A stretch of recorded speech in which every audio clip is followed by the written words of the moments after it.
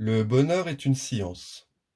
Guide théorique et pratique pour apprendre à s'apaiser, à s'aimer et à se sécuriser soi-même.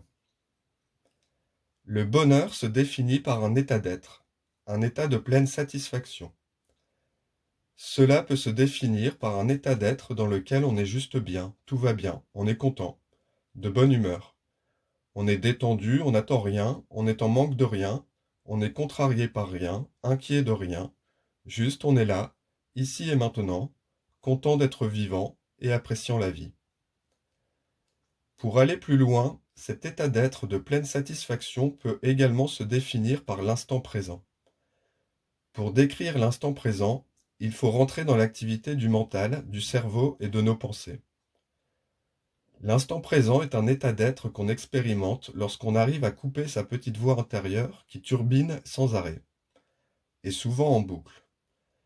Cette petite voix intérieure a la capacité de se projeter dans le futur et donc de penser à des choses que nous devons faire plus tard, plus ou moins agréables, des contraintes ou des choses positives, que ce soit des projections positives ou négatives, c'est quand même mieux quand c'est positif, cela reste de la projection mentale qui fait turbiner notre cerveau et le fatigue, ce qui empêche d'être dans cet état d'instant présent et de ressentir le bonheur, cet état de pleine satisfaction ici et maintenant.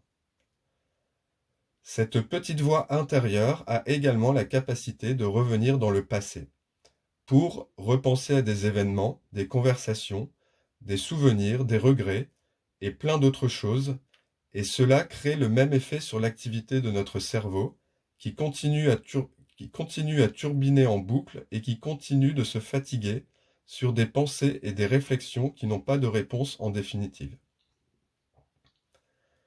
Cette activité cérébrale excessive, créatrice de pensées qui tournent en boucle sans trouver de réponse, est un emprisonnement mental.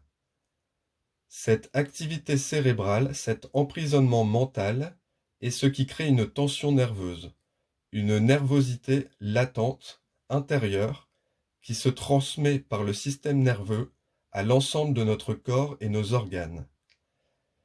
Ce stress est à l'origine du déséquilibre et de la désharmonie de notre corps physique qui va réagir en développant des troubles, des douleurs, des maladies, pour nous alerter de notre suractivité cérébrale et mentale qu'il ne supporte plus.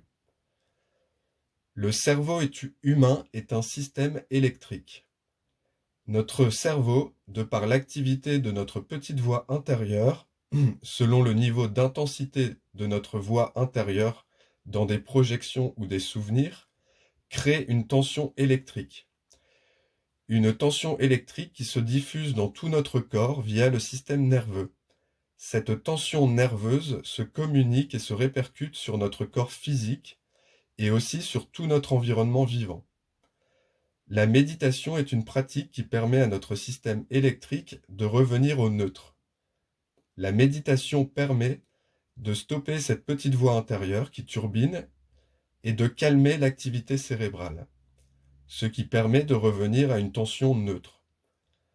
Lorsqu'on a une tension neutre, on est détendu, on est capable de se connecter à l'instant présent, de se connecter à cet état d'être de pleine satisfaction, de se connecter au bonheur et d'être heureux. L'une des méditations les plus efficaces est d'identifier nos sources de joie et de faire ce que nous aimons. Lorsque nous sommes dans la joie, en faisant ce que nous aimons, nous neutralisons naturellement notre système électrique et nous nous offrons des instants présents, des instants de bonheur qui font du bien à notre corps et à tout notre environnement vivant. Dans ce cadre-là, apprendre à s'apaiser soi-même consiste à apprendre à neutraliser sa petite voix intérieure, à mettre son système électrique, son cerveau, son activité mentale sur neutre, ce qui nous offre des instants présents, des instants de pleine satisfaction, des instants de bonheur, des instants de paix intérieure. Dans un système électrique de maison, lorsque apparaît une surintensité, une surtension dans le système disjoncte. Le disjoncteur chez l'être humain est la perte de patience. L'impatience exprime la surintensité de notre voix intérieure, l'énervement de notre système électrique. En cas de surintensité et surtension, le système électrique d'une maison dispose d'un troisième fil qui est relié à la Terre pour décharger le système de cette surintensité et de cette surtension. Pour l'être humain, c'est pareil. La Terre et la nature ont le pouvoir de nous décharger de notre surintensité de petite voix intérieure. C'est le lien entre la nature et la nature humaine. Se mettre pieds nus, au contact direct avec la Terre, s'immerger dans l'eau, prendre un bain de soleil ou respirer le grand air, sont autant de moyens de libérer cette tension nerveuse. Les 4 éléments sont là pour nous aider à nous apaiser.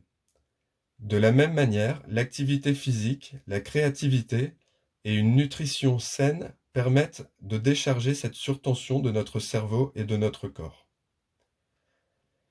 À ce niveau-là, ce ne sont que des instants de paix intérieure, des instants de bonheur que nous arrivons à nous offrir, à offrir à notre corps et à offrir au monde.